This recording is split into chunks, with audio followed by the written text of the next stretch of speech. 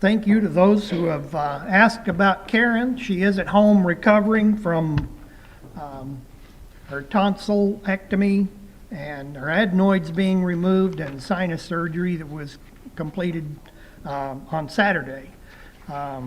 She is doing much better today, so that is good news. I also, before I got up here, I thanked Jared for the class.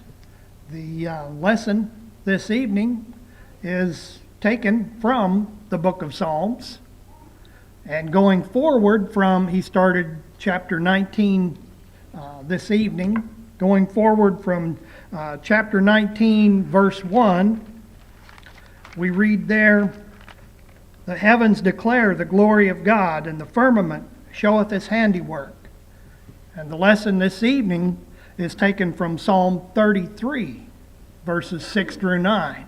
This is in no way an in-depth study of this passage or the other passages that we'll refer to from the book of Psalms, but just a very brief observation of that. Over in Psalm 33, beginning in verse 6, "By the word of the Lord were the heavens made, and all the host of them by the breath of his mouth. He gathereth the waters of the sea together as a heap.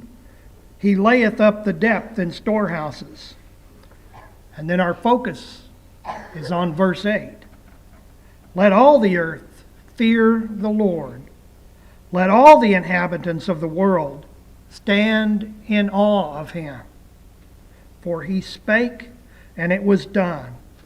He commanded, and it stood fast." Without a doubt, the psalmist had his mind closely upon Genesis 1. We read there, "And God said." And it appears in verses 3, verse 6, verse 9, verse 11, verse 14, verse 20, verse 24, verse 26, and verse 29.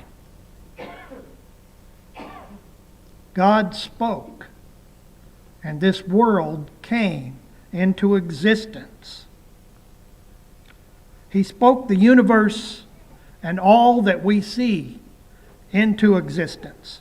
The starry heavens and all their hosts were made by his breath. He did the same in bringing the earth and its great seas into one place. Such extended power should constrain the whole world to extend God proper fear and to stand in ready awe of him. Reiterated again in verse 9 is his creative power at work.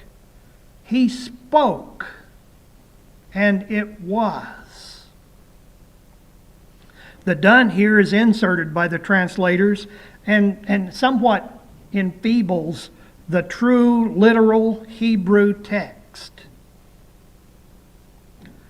At God's command, the marvelous universe sprang into prompt, functional, and precisely working existence. Shall we believe that a nothing did this? Or was it God? The latter, of course, is the only sane and sensible response that the intelligent mind can give.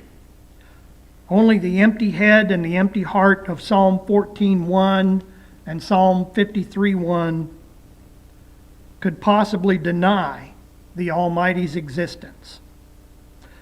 The protecting power of his word is seen in this reflection from the psalmist.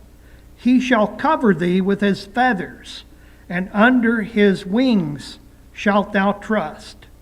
His truth shall be thy shield and buckler." Psalm 91, verse 4. And of course, we often speak of the armor of the Christian, and it refers to the shield of faith. And of course, that comes by hearing God's word. Ephesians 6, verse 16, and Romans 10, verse 17. The converting and restoring power of God's Word is seen in the affirmation made in chapter 19 again, verse 7, that we didn't read this evening. The law of the Lord is perfect, converting, or in the margin it reads, restoring the soul. Psalm 108, verse 4, affirms that God's truth reaches unto the clouds or to the skies. It permeates His whole creation. Psalm 147, verse 15, forcefully affirms, He sendeth forth His commandment upon the earth. His word runneth very swiftly. Nature, of course, hastens to obey His very impulse. And how fine it would be if man would be like-minded.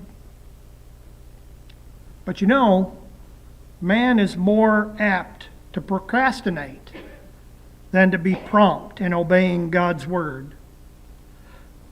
Slowness, of course, is a curse to humanity in this realm. We need to hasten to put God's word into prompt practice. And one verse that I can think of that helps with that is in Psalm 119.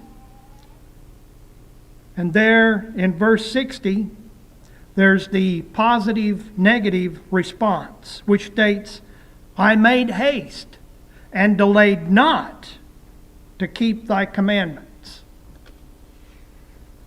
This evening, we need to remember, let all of us, as inhabitants of this world, stand in awe of Him. This evening, if you need to respond to the invitation in any way, whether it be to put Christ on in baptism, to restore your life to Christ, to solicit the prayers of the congregation for anything you might have in need, please make it known this evening as we stand and sing for your encouragement.